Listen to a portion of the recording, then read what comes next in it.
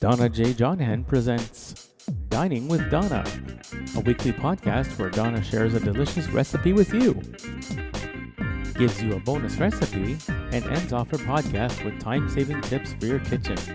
Her recipes are easy to follow, easy to put together, and most yummy and delicious for family and friends. Donna's recipes are favorites for everyone. They are tried and approved, and she guarantees you'll be able to make them your favorite.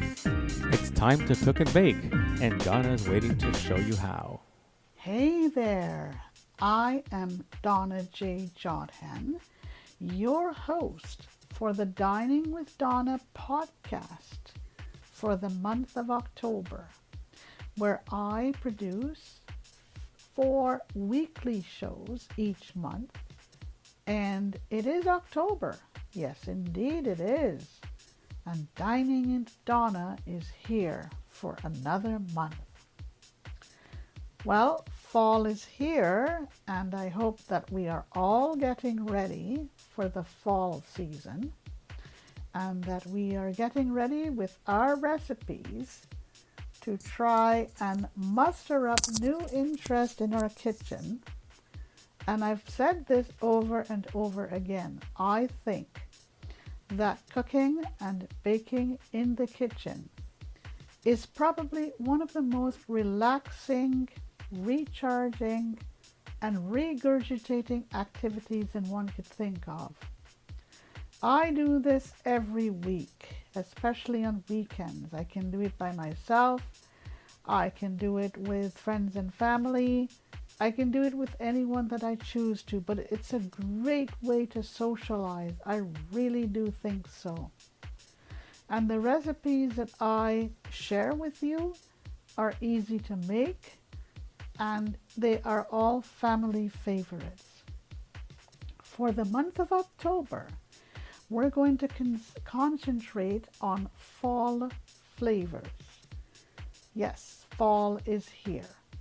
But before starting into my main recipe for the first week of October for this podcast, I'd like to thank each and every one of you for having dropped by with your thoughts, your comments, your suggestions, and your feedback.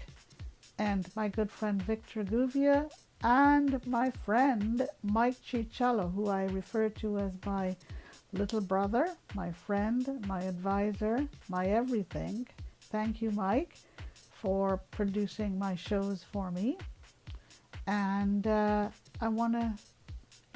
really looking forward to this month's podcast. Okay? So let's get started with week 1. And the recipe I have to share with you is autumn dump cake. Okay, here are the implements that you will need for this week's recipe. 1 can opener, and it can either be battery operated, it could be an electric can opener, or it could be a manual one.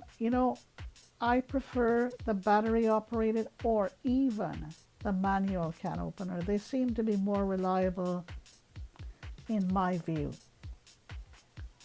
1 kitchen knife for cutting, measuring cups, which I think belongs in every kitchen, 9 by 13 inch baking pan, a spoon for spreading, a knife for spreading, a toothpick or toothpicks, or a skewer. And something that I stress every week that you should have in your kitchen, paper towels. I think that it is very, very important that we bring out our implements first, organize it on our countertop. Because when you organize things from your drawers and your pantry, it really cuts down on the time that you spend making the actual recipe. So these are the implements that you will need for this week's recipe, autumn dump cake. And here are the ingredients. 1 can, 29 ounces of pears undrained in syrup. Now, you may not find a 29-ounce can, but you can get the equivalent of 29 ounces. It may be 2 cans, but it is 29 ounces in total. Undrained, and leave it in the syrup. 1 can, 21 ounces of apple pie filling. Okay. 1/2 cup of dried cranberries. 1 15-ounce package of yellow cake mix. 1 stick of butter cut into thin slices. 1/4 cup of caramel topping, and it should be warm. Those are the ingredients that you're going to need. Now, are you ready to bake? Preheat your oven to 350 degrees. Spray your 13 by 9 inch baking pan with non-cooking baking spray. Drain your pears, reserving 1/2 cup of the syrup. Spread your pears and pie filling in the prepared baking pan. Drizzle next with your reserved syrup. Sprinkle with cranberries. Top with your cake mix, spreading evenly. Top next with your butter in single layer, covering your cake mix as much as possible. Then you drizzle this with your caramel topping. Bake next for 30 to 45 minutes, or until your toothpick or your skewer that you will stick into the middle of the cake comes out clean. Cool at least 15 minutes before serving. Okay? This makes about 12 to 16 servings. Doesn't this sound yummy? I think it does. Okay. If you would like a textual copy of this recipe, please write to me at askdonna@yourblindlife@gmail.com. Ask Donna on yourblindlife@gmail.com. Put in the subject line that you would like to have an electronic copy of this recipe, Autumn Dump Cake. Okay? Now I'm going to move on to my bonus recipe.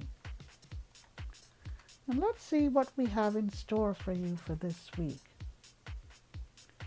It's a banana yogurt salad. And again, if you would like an electronic copy of this recipe, my bonus recipe, banana yogurt salad, send a note to me at askdonna@yourblindlife@gmail.com and put in the subject line banana yogurt salad. Okay? Right. Here's what you will need to make this salad. 2 large bananas, 2 cups of yogurt, 1/4 cup of nuts, chopped, okay? It can be any kind of nuts, walnuts, macadamia nuts, anything that is your choice. then need orange sections, lettuce, and now next you're going to peel your bananas. Peel and split your bananas. Split the bananas. Place in your serving dish. Okay. Right. Place it in your serving dishes. Spoon 1 cup of yogurt onto the bananas, onto each of the bananas. Sprinkle with nuts. Surround with orange sections. Okay.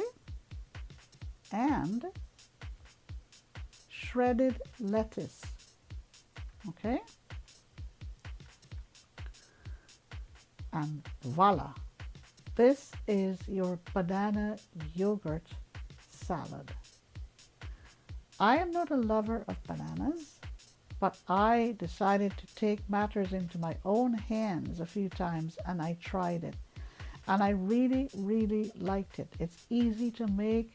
It's a family favorite and your family will really enjoy it. Okay?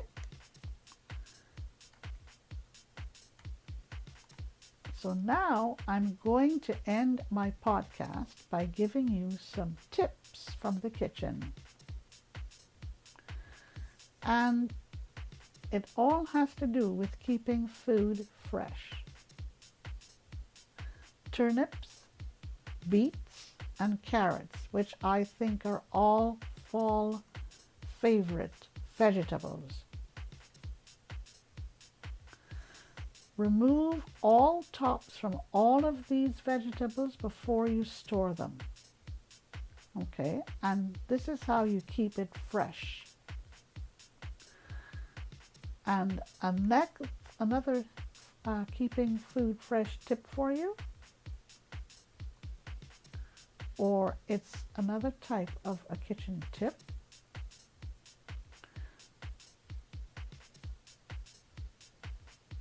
If you want to brown meat, the job will be done more quickly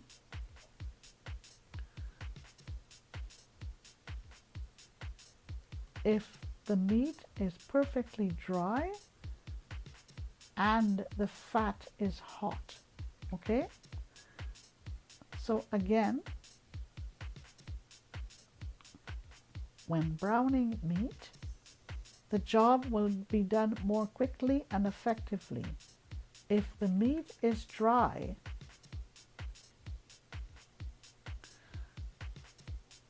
and the fat is very hot.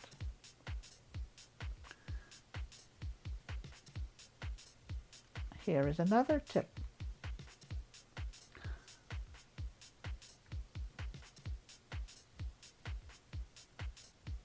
When opening a can of soup, before you open it, shake very well so that all of the ingredients gets well mixed in when you open your can of soup.